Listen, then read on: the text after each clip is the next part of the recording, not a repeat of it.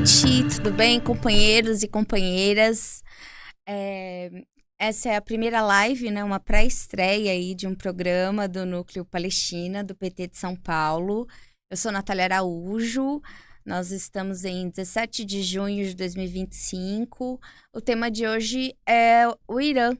A gente vai conhecer um pouco sobre o Irã e, para isso, a gente trouxe uma integrante do nosso Núcleo Palestina. Ela é a professora, historiadora, pesquisadora Samira Abdel Osman, pela Unifesp.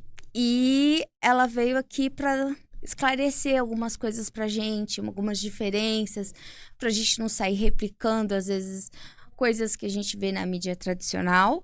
E também, quando questionados, a gente poder aí fazer a nossa versão, fazer a pessoa entender que é para isso que a gente está aí, né? Um núcleo de base para falar com a base e desmistificar essa questão do Oriente Médio. Olá, professora. Boa. Intermediado por uma tela, mas dessa vez não é pelo WhatsApp. Então é um prazer. Não, prazer. Bom, hum, vamos conversar. A gente vai fazer uma conversa assim bem descontraída para falar sobre o Irã e a guerra que está acontecendo agora, né? Nós, do Núcleo Palestina, como você sabe, a gente vem para desmistificar, para debater a questão do Oriente Médio, a questão do preconceito com o islamismo, né, com a cultura árabe, que nem sempre é a postura que a gente vê aqui no Ocidente, as opiniões do Ocidente, elas convergem com a realidade do Oriente Médio.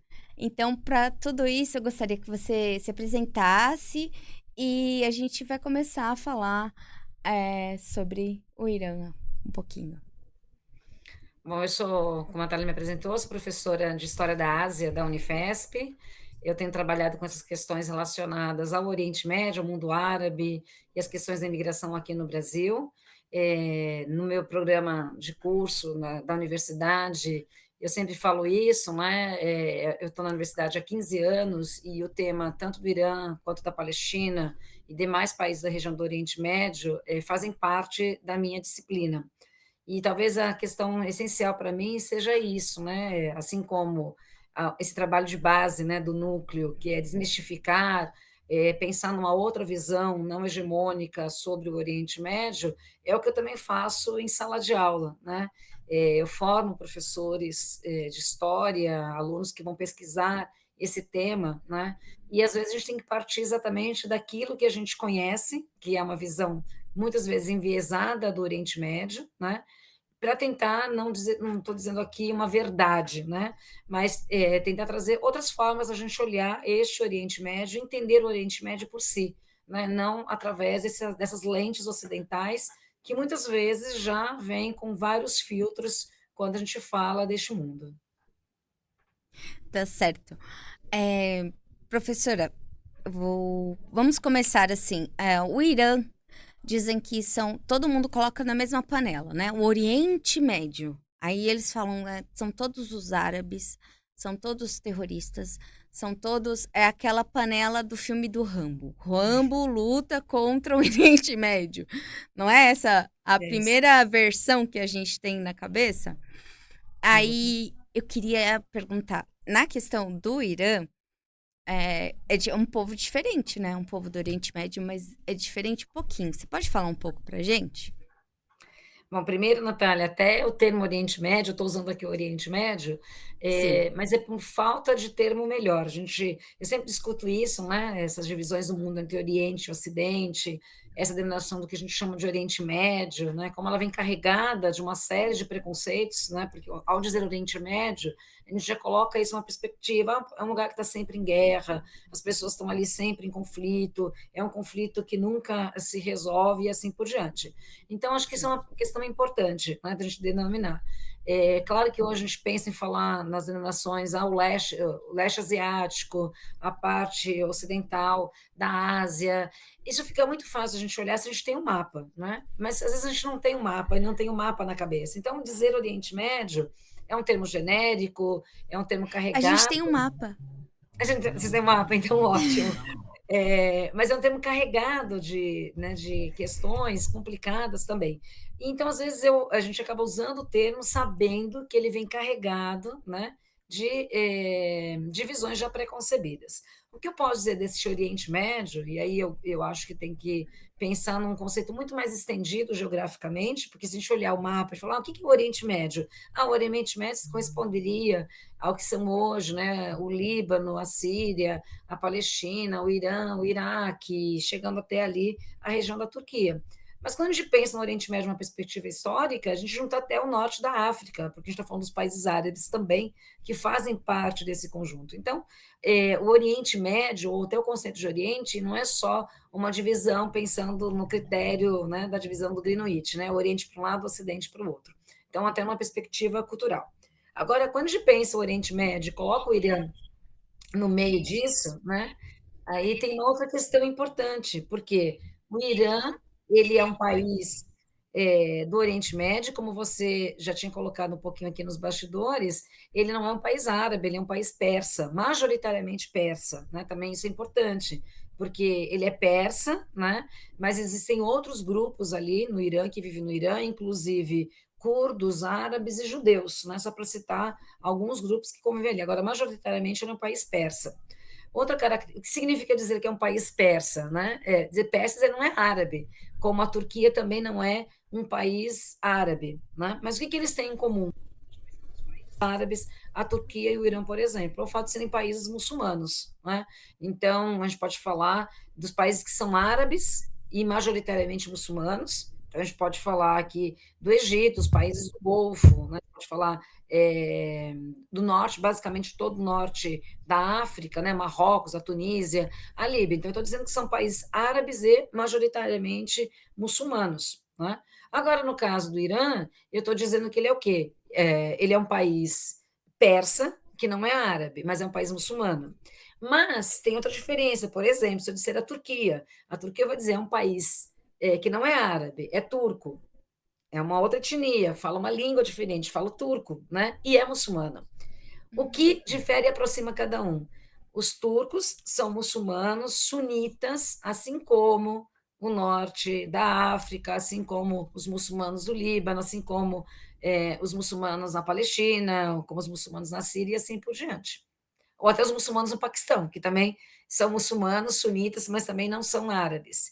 E o Irã, né? O Irã, então, ele não é árabe, ele é um país persa, sua língua é o persa ou farsi moderno, né, como a gente chama hoje, e ele é muçulmano, só que ele é muçulmano xiita. E aí, então, a gente tem mais um elemento aí para diferenciar o Irã, né, dos países árabes e também dos países muçulmanos.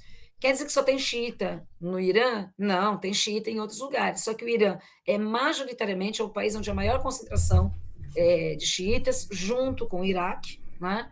Há xiitas no sul do Líbano, né? Há xiitas em outras localidades em proporções, vamos dizer aqui, menores, né? Então, é a minoria, né? Mas no Irã são a maioria, e também tem outra característica, porque a gente está falando desde 1979, com a Revolução Iraniana, que é um regime islâmico xiita no poder. Né? Então, é nisso que o Hum. Irã vai se aproximando e se distanciando dos outros países do Oriente Médio. Ah, sim. Seria aquele. Quando dizem teocracia, por exemplo, o Shah, o Sheik, né? O Sheik ou é Shah no Irã? Não sei. Na verdade, o governante anterior à Revolução Iraniana é o Shah, né? A palavra Shah é uma palavra persa, não é uma palavra árabe, Hum. né? Que significa exatamente o que seria, vamos pensar uma tradução mais próxima do que seria para uma língua, seria uma coisa que um imperador, né? Seria mais ou menos Hum. essa ideia. O regime do Shah, os regimes do Shah, quando o Irã foi governado por Shahs, durou até 1979. Então, a gente pode pensar numa história milenar, né, da Pérsia, né? E persa também é um termo que o Irã mesmo não se dá, né? Isso era uma denominação que foi dada, sobretudo na historiografia ocidental, para lidar com essa região, né? Mas, de Uhum. toda forma, o que é importante dizer que o termo Shah significa o governo anterior Não. a 1979. E se a gente quiser estender isso, é milenar. Então, a gente pode pensar todos os impérios, sabe? Igual o filme Sim. Esparta, Xerxes. Xerxes, sabe? Aquele o Sen de Sim. Esparta, e assim por diante. A gente está falando disso, né? Do governo onde quem governa, né, tem Sim. esse título de Shah, né?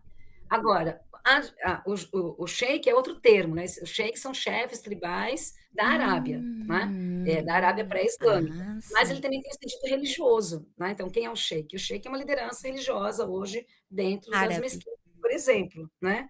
E aí, para complicar, porque é isso, né? Daí tem os ayatolás, né? O ayatolá é Sim. justamente o governante, o líder supremo máximo do Irã desde a Revolução de 79, quando ela se torna uma Revolução Islâmica.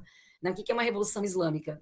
Primeiramente, que a Revolução de 79 é uma revolução que tinha o objetivo de derrubar o regime do Shah, que é a última dinastia, que é a dinastia Pahlavi, né?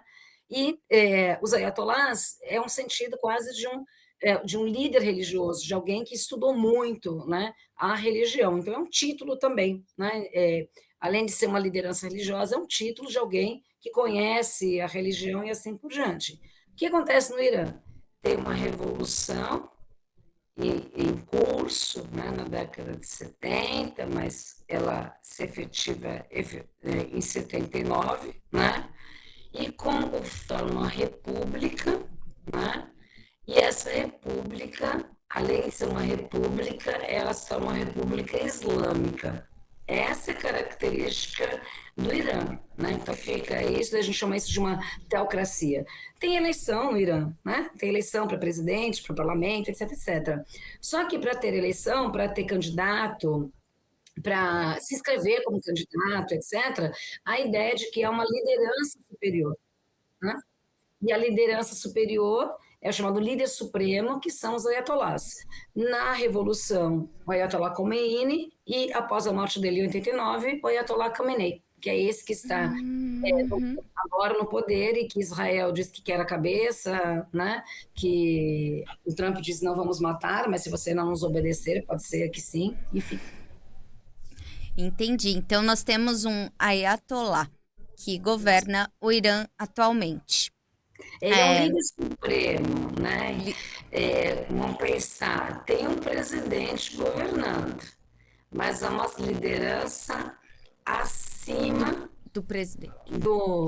do presidente. Para comparar, para deixar próximo, por exemplo, da nossa realidade brasileira, se lembrarem um pouquinho de história do Brasil, né?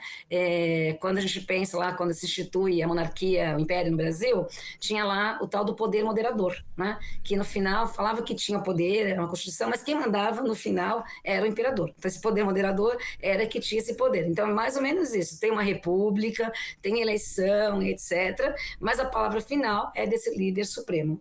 Então, ele é tanto um líder religioso quanto um líder político. Sim, ok. Poxa, legal. Já clareou bastante aqui as ideias. Eu espero que vocês que estão em casa também estejam absorvendo. Vamos lá. Aí, o que eu ia dizer sobre o Oriente Médio existe Oriente Médio, não quero mais usar essa expressão. Mas às Sobre vezes a o. gente precisa, Natália, A gente infelizmente. precisa, né? Porque eu acho que essa expressão foi cunhada pelo Ocidente, né? Exato, Nessa sacolinha dos preconceitos, o exato, Oriente Médio, ele tá lá dentro dessa sacolinha, né? Não é exatamente. legal, não é legal. Mas Mas, às vezes falta o termo, a gente tem que usar conscientemente, né? Então, talvez seja isso. então tá bom. Sobre ser semita e não ser semita. Então, os iranianos, eles não são semitas. Eu não Não, posso dizer, você é antissemita. Não tem nada a ver, porque o não. semita é aquele que fala árabe.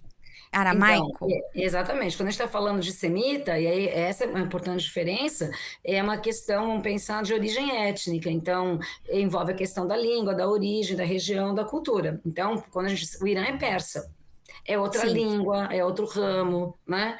É, até a palavra Irã, por exemplo, ela vem do persa, que é a terra dos Shah, que é, na verdade, uma ideia de iranianos, que, na verdade, depois o Ocidente traduziu como arianos. Já ouviu falar? Alguém que diz que é uma supremacia branca? Ah, Vem daí esse termo. Olha, vem, como as coisas são vem muito daí. confusas, não é? Porque no, o Irã, eu não sei se a gente tem um mapa aqui. Poxa, acho que a gente tem um mapa.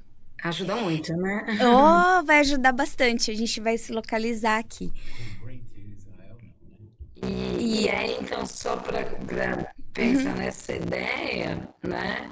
Então, os iranianos, e esse nome Irã, ela é cunhada em 1900, é retomada em 35, porque são os ocidentais que vão chamar Pérsia, ou Irã de Pérsia, não a própria, né? Então, no regime da dinastia Parlev, que é o pai do Reza Parlev, do Mohamed Reza Parlev, ele fala, não quero mais que chame a Pérsia de Pérsia, nós não somos a Pérsia, nós somos o Irã. Né? E aí essa ideia de retomar uma ideia, o que significa esse termo, Irã? Seria algo como nobre, uma origem nobre, uma pureza, mas não no sentido racial, como é depois usado no final do século XIX para o XX. Então a gente tem que pensar nessa diferenciação. Né? Agora, Tá, por outro claro. lado, a gente tem que pensar na ideia do semita, né? Quem é o semita? Então, Semita. semitas Sim. é uma outra origem, né? A gente está pensando nos semitas, desses povos, aí são vários povos, né? Então, esse sequestro do termo, dizer que os judeus são semitas, né? E, Uhum. portanto, o antissemitismo está ligado ao antijudaísmo e assim por diante, a gente coloca, semitas são todos dessa mesma origem, então a gente pode colocar os árabes nessa origem, e claramente, então, os palestinos, Os né? Os palestinos. palestinos também, os judeus, o que seriam, né, outros povos que hoje, né, não existem, mas, sobretudo, a gente está falando de dois povos que ainda existem, né, que são os árabes, né, e que são os judeus. Eles são semitas. Então, a gente pensar, por exemplo, na questão linguística. Né? Então, aramaico é uma língua semítica, né? O árabe é uma língua semítica, o hebreu é uma língua, hebraico é uma língua semítica. Né?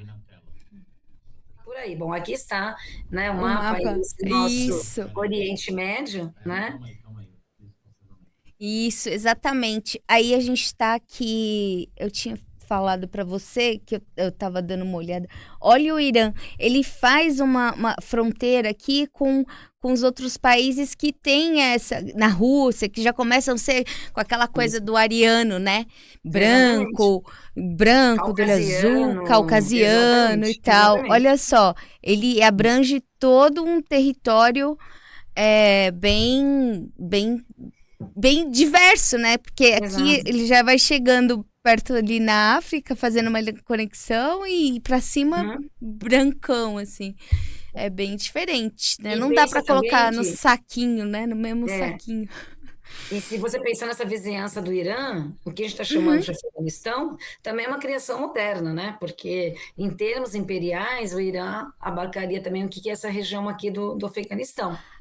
Né, com vários outros Ah, grupos, né? Por exemplo, uma maioria, que é minoria no Irã, mas a maioria no Afeganistão são os Pashtun, né? Então, é isso, né? Essas divisões territoriais, como a gente está vendo aqui nesse mapa, são uhum. criações do século XIX, né? Não correspondem ao que era, né, no passado e que foi por muito tempo essa região desse chamado aí Oriente Médio. Tá certo. Agora nós vamos entrar no tema mesmo atual aqui, sobre Israel, né? Uhum, O Israel atual, Israel por aquele sionista, né, que está sob o regime sionista do Netanyahu. Então, eu gostaria, a gente vê aqui, ó, Israel, aí tem a Jordânia, a Síria, o Líbano pequenininho aqui acima, né, de Israel, o Iraque e o Irã. Olha a distância que está de Israel e aqui na uhum, Síria, Jordânia, exato. Iraque, a gente percebe que o Israel, neste momento, ataca todos esses países aqui, né? Inclusive o Irã também.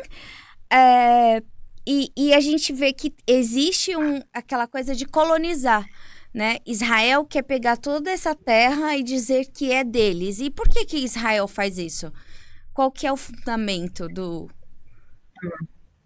Bom, aí, Natália, a gente pode pensar nessa justificativa que tem sido usada hoje pelo Netanyahu, que é a ideia da chamada Grande Israel, né? Então, desde uma Ah, perspectiva mítica, religiosa, né, de que essa Grande Israel é, abarcaria toda essa região do que hoje é não só, né, o território ocupado da Palestina, desde a criação do Estado de Israel em 1948, como também as regiões do Líbano e da Síria, né? Então, essa é a ideia de uma grande Israel, pegaria então toda essa região, né, correspondente numa amplitude, aqui vocês podem olhar bem no mapa, né, que pega basicamente, nossa. né, o Líbano, a Jordânia, a Síria, parte do Iraque, parte do Egito, quer dizer, é um projeto, parte da Península Arábica, então é um projeto colonizatório, né? Até Como foi ali Turquia. no princípio, né? A criação do Estado de Israel, que a gente coloca aí essa ideia do 1948, né, como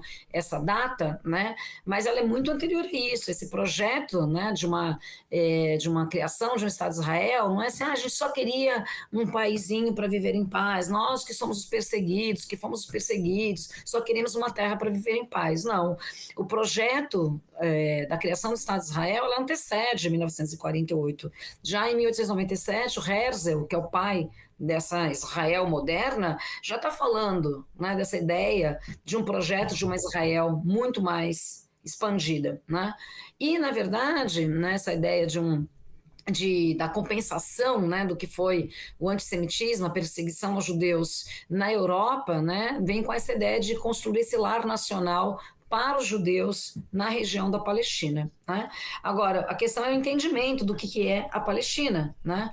Se a gente considerar no século XIX, né, essa região está sob o controle do Império Otomano, desde pelo menos o século XVI. É bom que a gente diga isso, né? Porque também tem essa coisa, mas todo mundo colonizou a Palestina e os turcos também, os turcos otomanos já tinham colonizado. Sim, desde o século XVI eles estão lá. Na verdade, a conquista da Palestina pelo Império Árabe acontece no século VII, né? Então, dizer essa ideia, quem estava aqui antes, etc., claro, é uma sucessão de conquistas, mas efetivamente que a gente tem essa ocupação dessa região da Palestina, né? E esse termo Palestina ele é muito amplo, né? Então, por exemplo, o que seria hoje a Jordânia era chamada de Palestina Terceira no Império Romano, né? Então, esses nomes que a gente tenta dar hoje, no século XIX, depois do século XX, ao final da Segunda Guerra Mundial, ela corresponde a uma outra métrica, uma outra medida geográfica, inclusive, para chamar aqui é Israel, aqui é Palestina, ou aqui é o Líbano, aqui é a Síria. Ela não corresponde ao que historicamente a gente está pensando nessa ocupação, né, de longa data, né? Então, esse projeto de uma grande Israel, que é o que o Trump, que é o que o Netanyahu foi falar, né, na ONU, naquele infame, já abriu o mapa e falar essa é a ideia da Grande Israel, é um projeto colonizatório, né? Assim, está claramente, né, evidente que o projeto de Israel é esse, é ocupar toda essa região que você mostrou ali no mapa, né? E aí a gente coloca o Irã no meio dessa história, né? Porque além disso tem o Iraque no meio do caminho, né? E ali tem o Irã ainda mais distante, né? Aí a questão é desestabilizar a única força, né, que neste momento pode Neste se momento. contrapor a esse projeto colonizatório e colonialista de Israel. Porque os demais países árabes, né, estão ali apoiando, né, esse projeto expansionista colonialista, né? Talvez ou porque não estão enxergando o que está acontecendo, ou porque tem seus próprios interesses, ou aquela ideia, a gente perde os dedos, mas ficam os anéis, né? Então é isso, né? O que a gente sacrifica em relação a isso, né? Mas a gente já viu isso na história, né? A gente viu como fechar os olhos sobre essa perspectiva expansionista dá errado em algum momento. Ah, Esse é o mapa do muito Império Otomano. bom. Isso. Gabriel colocou o Império Otomano para mostrar onde ia, até onde vai, para o pessoal dar Porque uma é interessante a gente pensar aqui no Império Otomano, né, Império hum, Turco-Otomano, né, o Otomano é a dinastia, o Império é o Império Turco, a gente pode falar que foi, né, um dos últimos grandes impérios, né, essa ideia de desses impérios antigos, que são multiétnicos, linguísticos, religiosos, junto com o Império Russo, né, antes da nossa. Revolução e da União Soviética. Por outro lado, dá para ver ali na botinha da Itália, está escrito sacro em cima, na verdade, o Império Austro-Húngaro, né, que também tinham essas características desses grandes impérios. E esses impérios vão desaparecer ao final da Primeira Guerra Mundial. Né? O que está marcado ali em vermelho, Anatólia, é o território atual da Turquia, né? É o que com o fim da Primeira Guerra Mundial, toda essa região da Europa Oriental, ela já tinha, né, ela vai proclamando sua independência do Império Otomano, né, mas efetivamente nesta região que nos interessa, né, que é essa região do chamado Oriente Médio, né, essa divisão que a França e a Inglaterra fazem de todo esse território, né, desse território da Síria, do Líbano, da Palestina, né, que é justamente que ao final do Império Otomano, a região da Palestina fica sob o mandato britânico, né, por isso a gente chama mandato britânico da Palestina e da Mesopotâmia, que hoje é o Iraque. Né? Então, toda essa questão colonizatória, né, ela corresponde, né, ao que está acontecendo no final do século XIX, as grandes potências europeias disputando regiões da Ásia e da África, como isso leva a uma partilha colonial e como a Palestina está no meio disso tudo. Né? E aí, junto com isso, né, esse projeto nacionalista, sionista, da criação do Estado de Israel. É, inclusive com resorts em Gaza, né?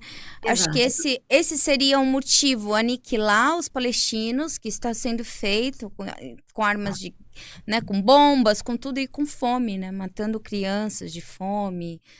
É, a fome mata os bebês recém-nascidos quando nascem. Tudo que a gente tem visto aí e tem chegado, né? Finalmente tem chegado a nossa imprensa e a gente está aqui para fazer esse jogo. Só uma coisa que eu gostaria de falar com você. Quem vai defender a Palestina? Além da gente, além da flotilha, existem os órgãos, a ONU, a Corte Internacional. E esses dias eu ouvi um diplomata, que é o Rezek, falando para o Breno Altman, dizendo que, por exemplo, o Irã, que é um país tão mal falado, porque o Irã, ele é um país mal falado, ele é um país que não respeita as mulheres, que, né, seria isso, mas a gente sabe que não é. Ele teria algum problema. é, ele nunca desrespeitou nenhuma determinação da Corte Internacional ou da ONU. Ele sempre foi lá e justificou porque era feito, como era feito, Uhum. e desmistificou tudo. Israel simplesmente nada. Ela Uhum. passa todas as leis, todas as coisas, a ONU e tal. E aí vem o trabalho que a gente faz, que é o ativismo, que é estar aqui explicando para o pessoal que, no momento, o Irã é o único país que pode enfrentar, em termos balísticos, né, Uhum. o Israel. E que seria. O que você acha desse conflito? Você acha que isso é uma estremecida em Israel? Que eles realmente agora pegaram porque eles só batem em pessoas mais fracas. Agora eles pegaram um rival à altura ou um pouquinho maior, porque eles têm muito poder de fogo. E Israel precisa aqui alimentar quantas guerras? Três? Quatro? Né? E precisa dos Estados Unidos ajudando. E o Irã tem bastante. Como que vai ficar? Pra gente terminar a conversa. Então, Natália, eu falo que Israel age como, sabe aquela criança que vai brigar com o mais velho, com o grandalhão, aí quando não aguenta a briga vai chamar o irmão para Uhum. para resolver a briga, é mais ou menos essa ideia, né? Assim, Israel faz isso, ela briga com os menores, né? Com aqueles que não podem se defender, que é o que fez com Gaza, que é o que está fazendo com Gaza desde 7 de outubro de 2023, né?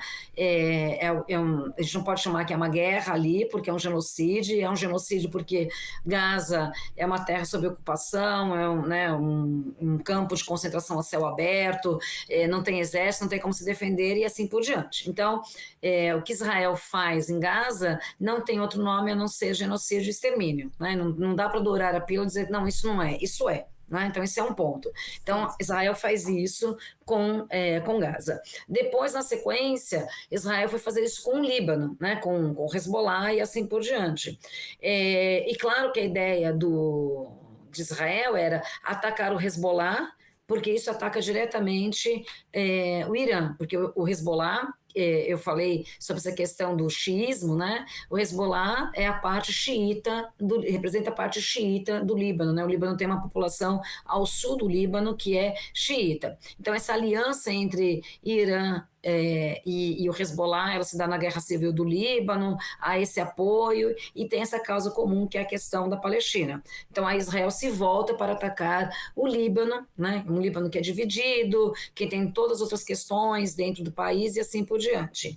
Aí destrói, né, ou pelo menos desestabiliza o Hezbollah com a morte do Nasrallah, que é a liderança do Hezbollah. Na sequência, o Israel ataca ou financia a queda do Assad na Síria, né? Que era justamente esse outro ponto que a gente tem aqui, vamos chamar aqui dessa resistência, né? Então, a Síria, o Líbano, né? O Hezbollah no Líbano e o Irã. Aí acaba com a Síria, né? O que a gente está vendo hoje na Síria, e eu quero dizer claramente que eu não sou a favor do Assad, nunca fui a favor do Assad, assim por diante, mas o papel do Assad naquele momento, né, ser esse tampão ou essa possibilidade de impedir o que Israel está fazendo agora, tinha essa questão. A queda do Assad é uma queda totalmente orquestrada para facilitar, e o que a gente está vendo hoje é o desmantelamento da Síria.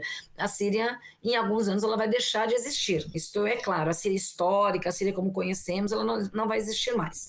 Mas só para dizer que o Julani, né, mesmo que ele mude de nome, que ele corte a barba, que ele use outra roupa, ele vai continuar sendo isso, né? Um membro dissidente da Al-Qaeda, né? E ele tá ali justamente para apoiar Israel, né? Nessa desestabilização do Oriente Médio, né?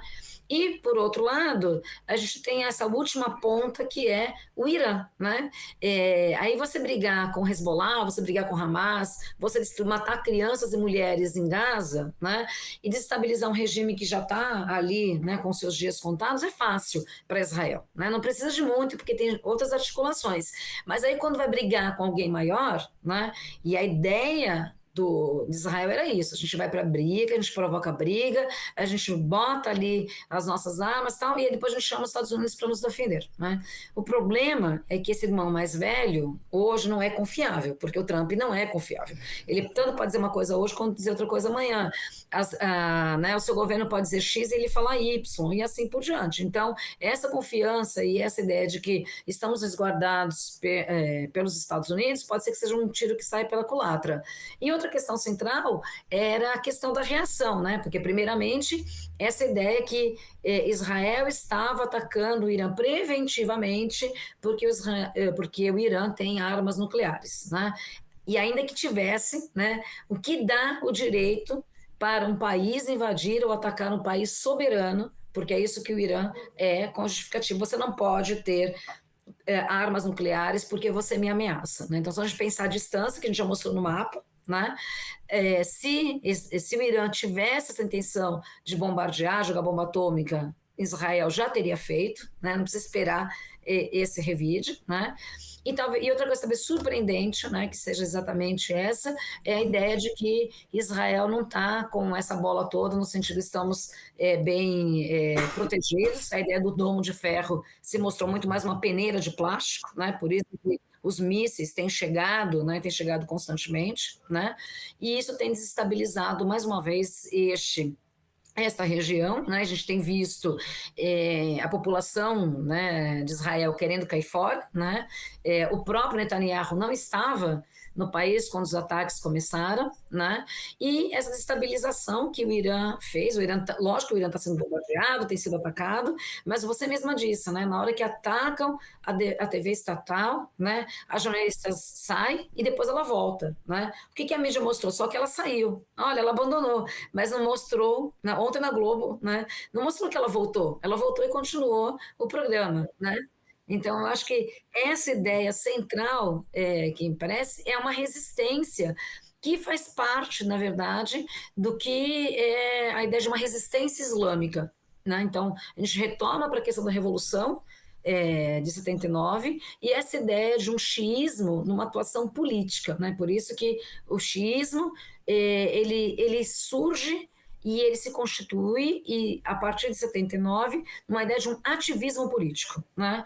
Então, para os xiitas, né, e aí essa ideia, não, o regime vai cair, as pessoas não querem esse país, porque as mulheres são obrigadas a usar o véu. Quem viu as imagens, né, e podia ser da Globo mesmo, ontem, por exemplo, várias mulheres estavam com a cabeça coberta, é verdade, mas não estavam de burca, não estavam com o rosto todo coberto, certo? Então, há uma obrigação do uso do véu? Isso tem a ver com a Revolução Iraniana, isso tem a ver com o xiismo, tem uma série de questões.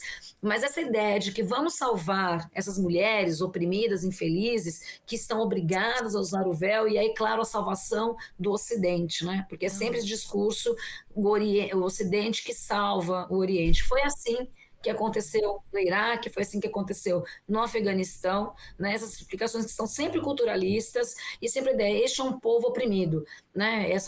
O Irã é um povo oprimido, ele quer a queda do regime dos ayatollahs. Pode ser que queira, né? E pode ser que um dia esse regime venha a deixar de existir, mas não porque Israel decidiu, ou porque o Ocidente, ou porque nós achamos que estamos salvando essas pessoas da opressão. Tá certo. Nossa, foi uma explicação bem ampla e chegou onde eu queria. Quer dizer que as iranianas, as mulheres xiitas, você disse que algumas têm véu. Eu cheguei a ver vídeos onde algumas estavam lá brigando e apoiando o governo e a autodefesa, né, do Irã. E elas não usavam véus. Eram mulheres normais e algumas com véus, algumas sem véus, como a gente vê palestinas também, né? E tudo normal. É que não chega, né? Realmente a mídia não deixa aparecer. Então eu vi por Instagram, por alguns perfis que eu curto iranianos, mas como quase não chega aqui, o algoritmo não deixa chegar, é complicado, a gente tem que compartilhar mais, né? Aí chega a questão do ativismo. Quem está assistindo a gente aqui, professora Samira, o que ela tem que fazer? Ela tem que compartilhar essa live, entrar em contato com a gente no núcleo para entender melhor, entrar em contato com o pessoal da coordenação e dizer que a gente está aberto ao debate, a gente está aberto e lutando aqui no Ocidente, né? Nós somos um pedacinho, mas nós somos um pedacinho bem encarnado. Nós somos resistência e nós somos resistência. E apoiamos a resistência, porque se não fosse a resistência, eles já teriam varrido culturas de milenares, gente. São reinos e são culturas. Poxa vida, Jesus Cristo nasceu há 2025 anos, certo? As culturas lá têm mais de 25 mil anos, né? De reinados e profetas. E o islamismo tem muito respeito, ao contrário dos judeus. Eles têm muito respeito pelos cristãos, né? Então, é isso. Eu acho que deu pra gente... acho que agora as pessoas têm informação suficiente para formar as suas próprias opiniões e passar isso adiante. O pessoal do núcleo que se sentir, tiver alguma dúvida, escreve aqui embaixo nos comentários, a gente passa para a professora Samira, ou então chama ela lá no nosso grupo mesmo, e a gente pode conversar um pouquinho mais. Eu agradeço muito, Samira, você ter cedido aí um momentinho um tempo, né, da sua semana corrida de lives em lives. E que bom que a gente tem você no núcleo, que bom que a gente está levando essa mensagem para, poxa, quem puder ver essa importante aula que você deu agora. Muito obrigada. Isso faz parte desse nosso ativismo, né, Natália? Acho que cada um contribui na sua especialidade, né? Então, eu acho que esse é o papel, né, do intelectual. Vou usar aqui as palavras do Bar Said, quando ele diz esse é o papel do intelectual, né? A gente precisa também esclarecer, também provocar, também trazer ao debate. Então, para mim é um prazer estar aqui participando desse ativismo do Núcleo Palestina do PT, que faz um trabalho excepcional de base, de militância e de ativismo. É isso. Um beijo, Beijo. professora. A gente se encontra por aí nas nossas lutas. Até Obrigada, foi um mais. prazer. Tchau. Bom, então esse foi o nosso primeiro programa, live, debate. Na verdade, foi uma aula, né, com a professora Samira, para que a gente tenha conteúdo, para que nós possamos discernir, ter nossas opiniões sobre o tema. E que nós não apoiamos guerra. É como o presidente Lula fala. Nós queremos paz. O diálogo tem que ser sempre em nome da paz, sem conflitos nem para um nem para outro. A gente não está aqui para fazer o Corinthians e Palmeiras, o Fla-Flu. Nós estamos brincando com vidas, né? São vidas, são crianças morrendo de fome. Esse regime sionista, ele tem que chegar ao fim e não é uma torcida, e sim tudo em nome da paz, todo engajamento para que tenhamos paz no fadado Oriente Médio. É isso. Até mais. Obrigada.